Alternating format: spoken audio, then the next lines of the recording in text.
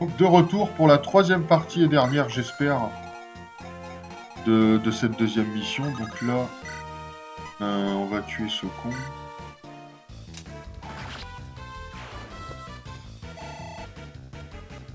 Donc là, au début du jeu, il y a très peu d'unités à l'écran. Mais beaucoup plus tard, vous avez des cartes bien plus grandes, plus d'unités à gérer. Vous aurez comment dire, des renforts ennemis qui arriveront de tous les côtés. Ce sera vraiment difficile à gérer. Encore que ce Fire Emblem là, les Fire Emblem de la Game Boy Advance sont pas très difficiles, ils ont quand même une certaine difficulté, mais c'est pas les pires. Les pires, c'est ceux de la Super Nintendo, notamment le 5 qui est mon préféré, qui est le meilleur Fire Emblem de tous les temps à vie. Ah merde, il attaque Franz, cet imbécile. Je voulais qu'il attaque Erika pour l'expérience, mais c'est pas grave. Tant pis. Ah, il va prendre un niveau, c'est bien. Je sais pas si je vais l'entraîner, Franz. Ouais, forcément. Ouais, peut-être je vais l'entraîner. Donc, lui, je vais le laisser se soigner. Alors, lui, il peut aller là, donc on va se foutre là. Ce jeu-là, c'est vraiment une question de placement. Je vais approcher un peu tout le monde.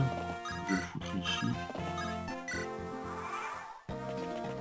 Alors, il y a certaines unités dans le jeu, quand ils sont côte à côte, à force de faire des combats, en fait, ils vont développer des dialogues qui vont être ensuite disponibles à force de se battre ensemble. Et du coup, bah, ça va forger des amitiés.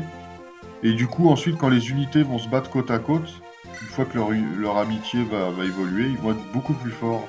Ils vont gagner des statistiques bonus, ce qui rend pas mal. Ça peut jouer dans la stratégie du jeu. Ça joue aussi sur le scénario, hein. À la fin du jeu, il y a certaines unités. Bah, je sais par exemple que Erika puis son fidèle chevalier servant peuvent finir en couple. Peuvent se marier tous à la fin du jeu, c'est marrant.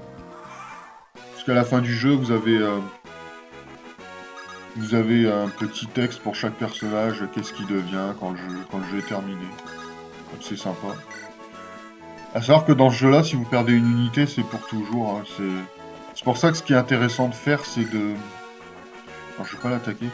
Ce qui est intéressant de faire, c'est de faire le jeu, mais sans perdre une seule unité. Et ça, je trouve que c'est pas mal. C'est-à-dire, si vous perdez une unité, bah, vous devez recommencer le niveau. Ça donne un certain challenge, je trouve. C'est bien. Putain, il m'a touché, le salaud. Donc là, vu que c'est un chevalier, ma rapière, ben, elle est très efficace sur lui. Donc je vais le montrer, rapière efficace contre les chevaliers, comme j'avais dit plus tôt sur la deuxième vidéo. Et lui, c'est un chevalier. Là, ce qui m'énerve, c'est que... Est-ce qu'il a une potion? C'est qu'il m'a touché. Donc ce que je vais faire, c'est que je vais utiliser une potion. Pas crever comme un idiot, voilà.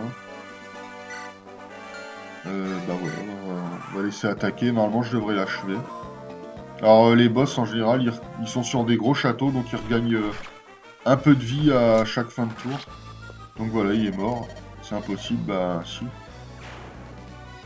Donc voilà, on a gagné. Deuxième chapitre terminé. Gain de niveau. Très bon niveau, d'ailleurs.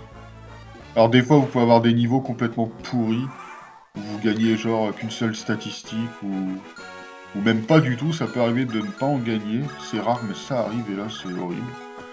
Surtout quand vous jouez en difficile comme là, où il vous faut des unités fortes, sinon c'est la misère. Donc là, pour finir le chapitre, on fait prendre le château avec le personnage principal, Erika en l'occurrence.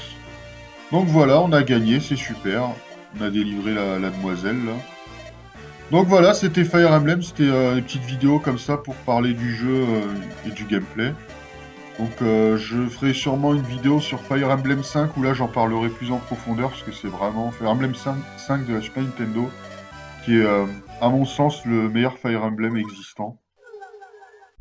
Et voilà, j'en parlerai, hein. C'est vraiment un Fire Emblem à part entière.